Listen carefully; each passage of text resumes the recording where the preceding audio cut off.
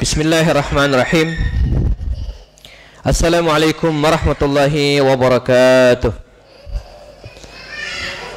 Innal hamdalillah nahmaduhu ta'ala wa nasta'inu bihi wa nastaghfiruh.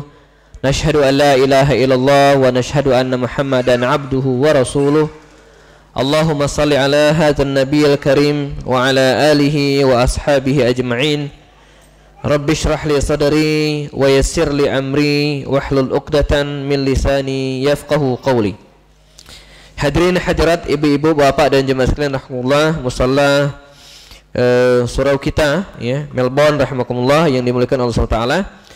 Kita bersyukur kepada Allah pada malam hari ini, malam yang ke berapa sekarang?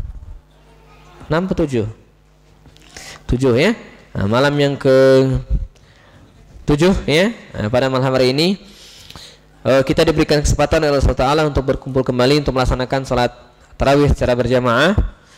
Dan sebagaimana biasa, sebelum kita teruskan ya dengan melaksanakan salat witir 3 rakaat, kita lanjutkan pembahasan kita sebelumnya. Pada 10 awal Ramadan kita akan menuntaskan fiqhus siyam ya, fikih-fikih yang berhubungan dengan saum atau puasa. Nah, sebelumnya ya, kita membahas beberapa hukum, dan pada malam hari ini ada 2 tema lagi yang akan kita bahas secara ringkas. Bisa dijelaskan pertama tentang qada'u Ramadan ya, bagaimana mengqada' Ramadan. Apakah ibu hamil menyusui membayar fidyah atau kemudian dia harus membayar dengan puasanya.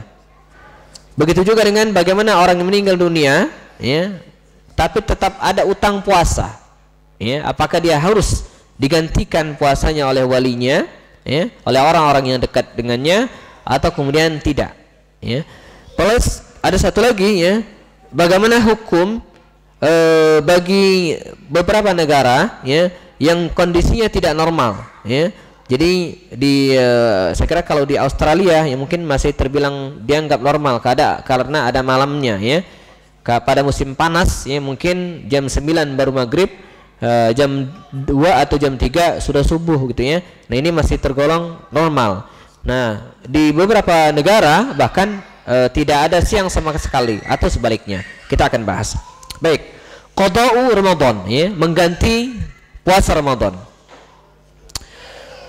Ada 3 hal yang ya perlu dijelaskan dalam hal ini. Pertama adalah qada'u Ramadan la yajibu atau la yajibu 'alal faur ya, itu tidak mesti buru-buru ya. Artinya bisa dilaksanakan kapan saja.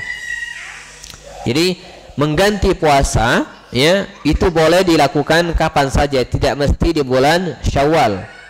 Dalilnya adalah dari Aisyah radhiyallahu anha ya, bahasanya annaha kanat taqdi ma 'alaiha min ramadhana fi sya'bana wa lam takun taqdihi fawran 'inda qadratihi 'ala al-qada'. Adalah Aisyah radhiyallahu anha, dia mengqada puasa Ramadan fi Sya'ban ya, pada bulan Sya'ban. Jadi sudah mau Ramadan berikutnya. Ya. Wa lam takun taqdihi, dan dia tidak mengqadanya fawran, segera. Ya, inda qadratihi 'ala al-qada', padahal dia mampu melaksanakannya. Ya, jadi sah ya. Kita mau melaksanakannya kapan saja, utamanya bagi para ibu ya. Nah, namun demikian ya, bukan berarti ya kita menunda-nunda gitu ya. Artinya maka para ulama nanti berbeda pendapat bagaimana hukumnya kalau Ramadan sudah berakhir ya, dan dia ada kewajiban untuk mengqadanya, belum diqadha sudah datang Ramadan lagi. Ya, sudah datang Ramadan lagi ya. Itu bisa numpuk gitu ya, bisa dirapel gitu ya. Nah, bagaimana kondisi ini ya? Apakah dia harus membayar qadha atau membayar fidyah?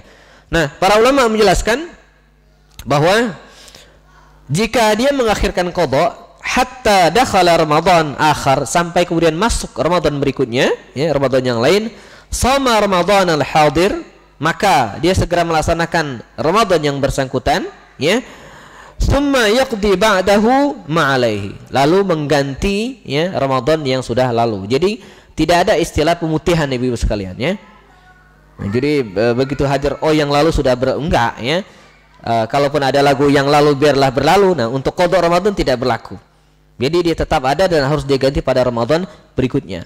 Ya, misalnya 7 hari berarti dan tahun ini dia 7 hari lagi, berarti dia menggantinya dengan 14 hari pada tahun yang berikutnya. Nah, ini menurut sebagian ulama, sawa'un kana ta'khirul li'udhrin, ya, baik karena ya terlambat mengqadha itu karena ada uzur, ya, karena ada halangan, au li ghairi uzrin, atau tanpa ada halangan, dia sama harus diqadha, gitu ya. Wa hadza mazhab al-Ahnaf, dan inilah mazhab Imam Ahmad, Abu Hanifah, ya, Imam Abu Hanifah, ya, atau mazhab yang kita kenal dengan mazhab Hanafi. Wa waqfaqa Malikun wa Syafi'i wa Ahmad wa Ishaq wal Ahnaf fi annahu la fidyata alaihi. Nah, mereka para ulama sepakat bahwa tidak membayar fidyah, hanya membayar qadha saja. Idza kana ta'khiru bisa babil uzur, kalau ya keterlambatan membayar qadha itu karena ada halangan. Tapi kalau tidak ada halangan, menunda-nunda tanpa halangan, para ulama berbeda pendapat, ya.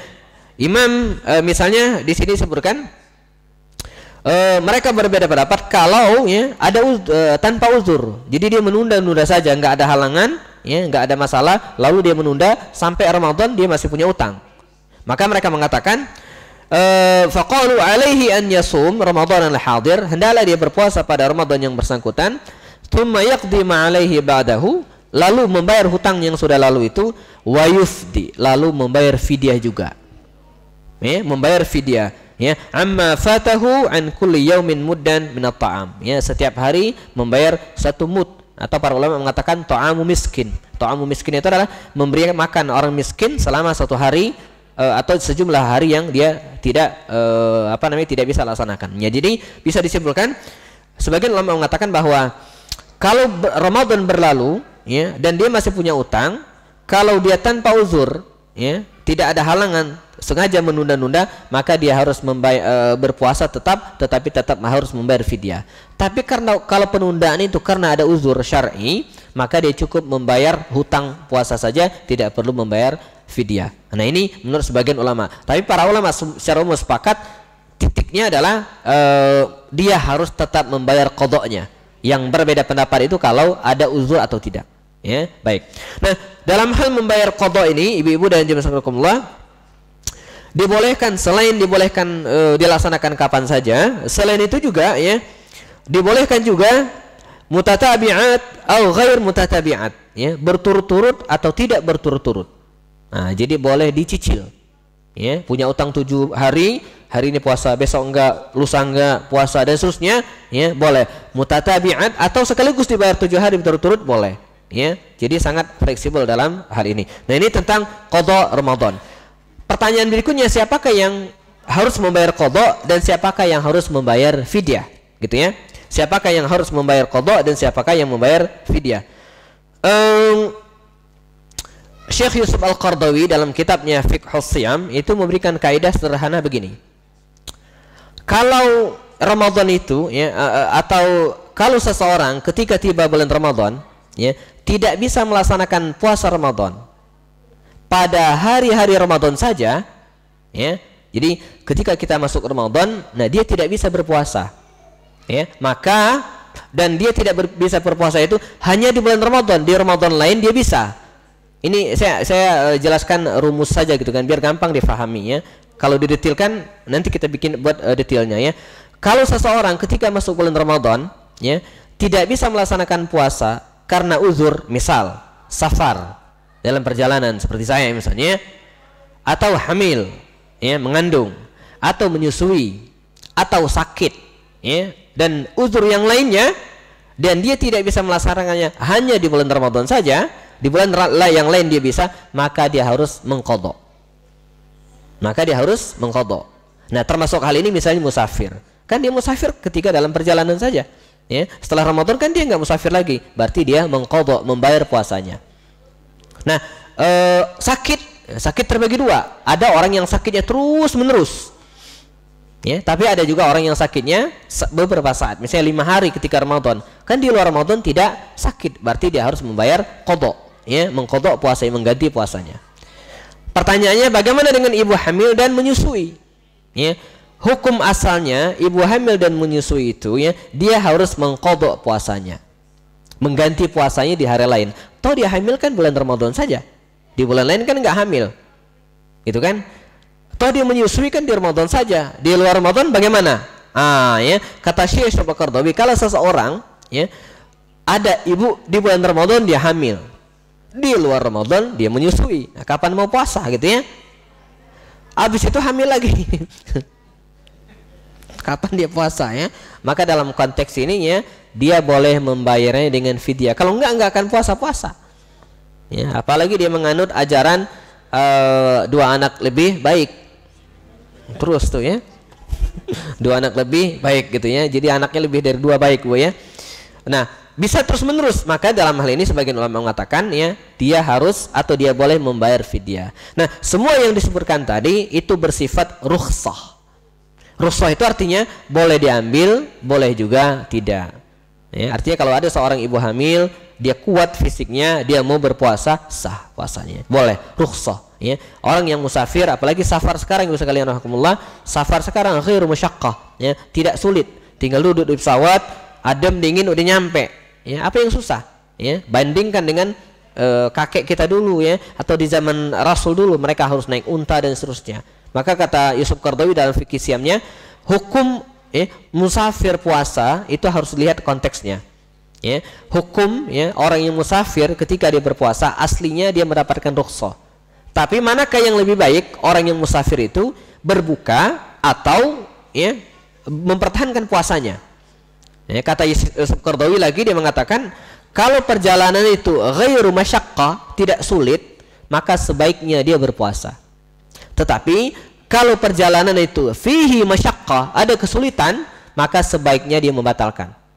Contoh ya, saya kemarin ya, atau nanti saya pulang misalnya tanggal 6 Agustus saya pulang ke Jakarta, toh perjalanan cuma 5,5 jam. Ya. Itu kan ringan. Saya tinggal duduk dan kemudian perjalanan sampai. Aslinya saya boleh tidak berpuasa, mendapatkan rukhsah.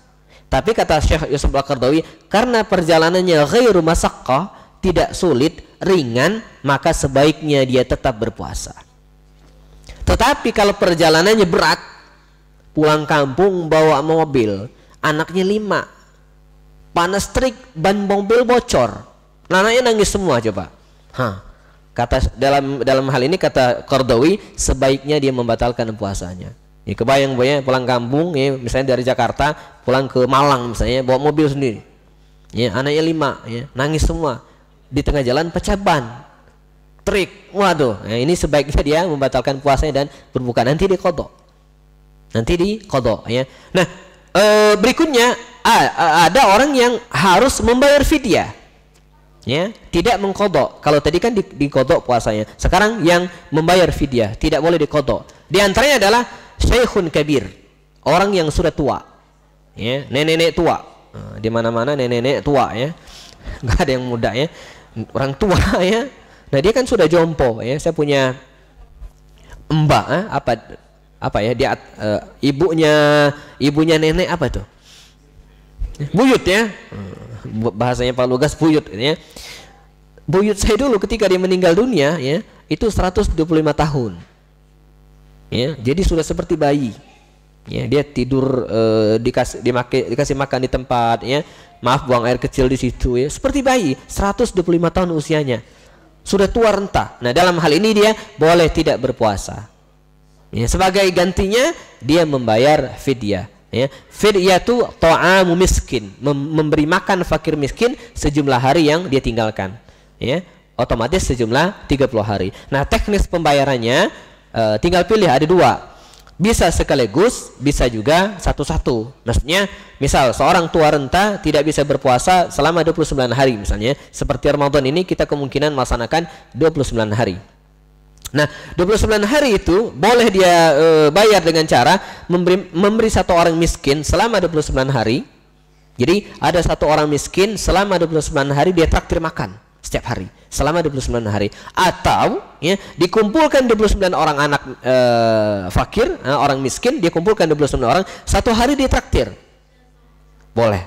Ya, Anas bin Malik itu biasanya yang dulu. Jadi Anas bin Malik di masa Rasul adalah seorang sahabat yang relatif meninggal dalam keadaan tua ya, 120 tahun ketika dia meninggal dunia.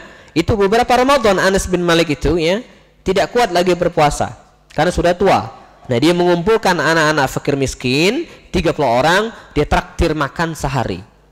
Boleh. Atau satu orang ditraktir selama 30 hari, sah-sah saja. Kapan melaksanakannya? Boleh di bulan Ramadan, tapi boleh juga di setelah bulan Ramadan, seperti kita mengqadha setelah bulan Ramadan.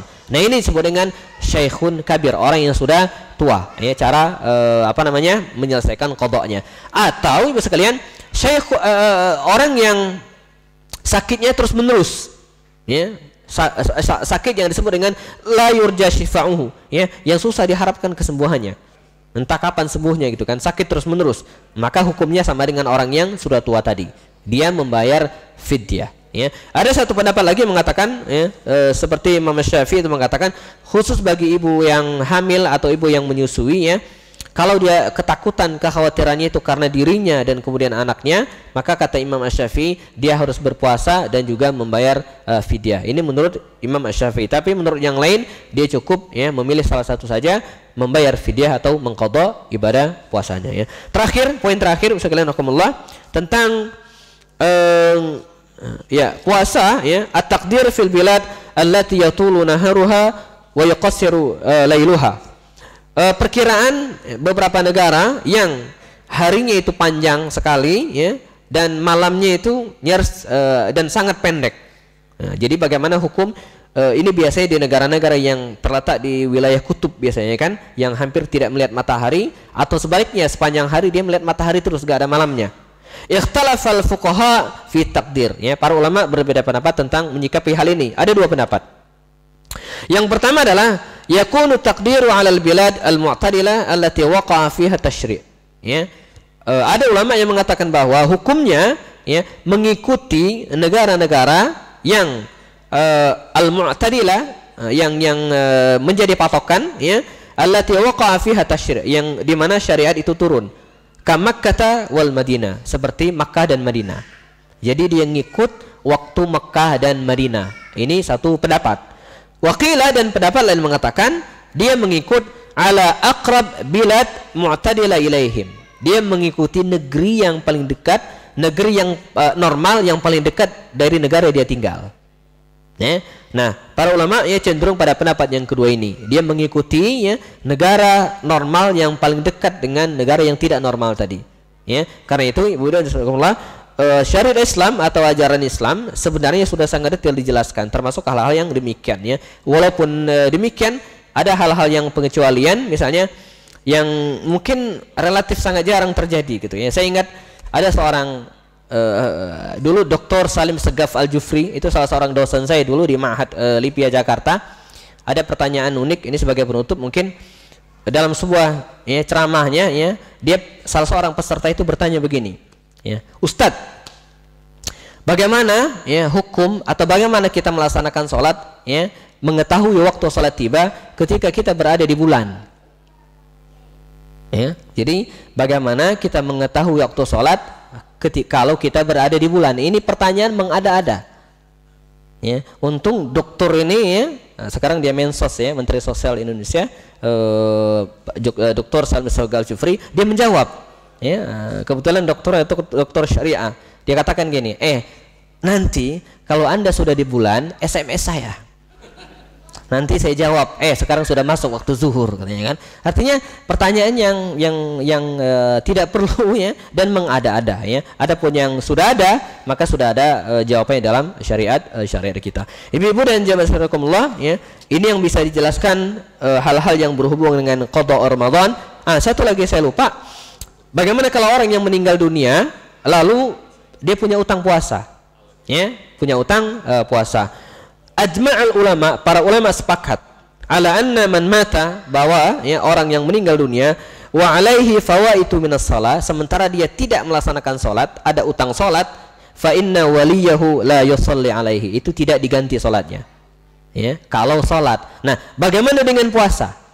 Ya, fa in mata wa alaihi shiyam wa kana qad tamakkana min siyamihi, kalau ada orang yang meninggal dunia sementara dia masih punya utang dan dia ada waktu bisa untuk membayarnya ya, qabla mautihi, sebelum dia meninggal dunia, faqad ikhtalafa al ulama. Para ulama berbeda pendapat tentang hukumnya. Fa dzahaba al jumhur, ya, mayoritas ulama mengatakan di antara Imam Abu Hanifah, Imam Malik dan Imam Syafi'i, ila anna waliyahu la yasumu anhu wa yut'imu anhu muddan an kulli yaum, ya.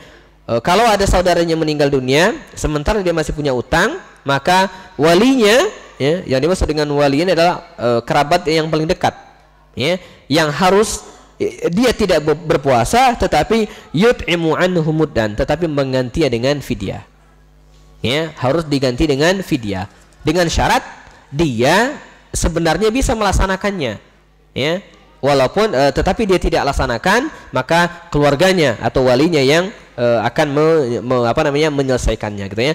Wal madzhabul mukhtar 'inda Syafi'i, ada mazhab yang terpilih menurut Imam Syafi'i, annahu yastahabu li walihi an yasum, ya. Dia mengatakan sebaiknya walinya itu yang berpuasa menggantikannya. Wa yabra'u bihi al-mayit, dan orang yang meninggal dunia itu terbebaskan. Wa la yuhtaju ila ta'ami anhu, ya, dan tidak diwajibkan untuk membayar membayar fidyah atau membayar makanan, gitu ya. Jadi menurut Imam Syafi'i sebaiknya berpuasa, tetapi menurut imam yang lain selain Imam Syafi'i itu walinya membayar dengan fidyah, ya. Jadi secara umum bahwa orang yang meninggal dunia, dalam hadis Nabi mengatakan man mata, barang siapa yang meninggal dunia, wa alaihi siyam, dan dia punya utang puasa, shama anhu waliyuhu, maka walinya berpuasa. Ini dalil atau hadis yang diriwayatkan Imam di sini disebutkan sanad hadis ini hasan, artinya bisa dijadikan sebagai dalil yang diriwayatkan oleh Imam Ahmad bin Hanbal yang menjadi landasan Imam Asy-Syafi'i berfatwa bahwa walinya harus menggantikan puasanya, ya. Nah, dengan demikian ya Rasulullah, jelas bagi kita bahwa ada juga yang atau dasar bahwa orang yang meninggal dunia kalau punya utang harus dibayar adalah hadis suatu ketika rajulan, ya, seorang laki-laki datang menemui Rasul SAW, faqala ya Rasulullah, wahai Rasulullah, kata laki-laki ini, inna ummi matat, ya, sungguhnya ibuku meninggal dunia, wa alaiha siyamu syahr, dan dia punya utang 1 bulan, ya. Afa aqdihi anha, apakah saya harus membayar utangnya, mengqadanya? Qala, Rasul bersabda, lau kana ala ummika dainun akunta qadi, apakah kalau ibu Anda punya utang, apakah Anda harus membayarnya? Qala na'am, ya betul, kata laki-laki ini. Qala fa dainullah ahaq an yaqdi, maka utang kepada Allah itu lebih utama, harus dibayar. Nah, ini menjadi dalil bahwa orang yang meninggal dunia kalau dia punya utang puasa, maka walinya harus membayarnya. Membayar dengan apa? Jumhur ulama berpendapat membayarnya boleh dengan fidyah, tapi Imam Asy-Syafi'i, ya, menganjurkan untuk membayarnya dengan qadha, ya. Baik, ibu-ibu dan jamaah sekalian, ya, mungkin ini yang bisa disampaikan pada kesempatan kali ini. Semoga ini bisa memberikan pemahaman, ya, fikih puasa kepada kita dengan baik insyaallah, dan memberikan manfaat. Kita cukupkan dan kita lanjutkan dengan salat witir secara berjamaah 2 rakaat plus 1 rakaat. Hadanallahu wa iyyakum ajma'in. Demikian, assalamualaikum warahmatullahi taala wabarakatuh.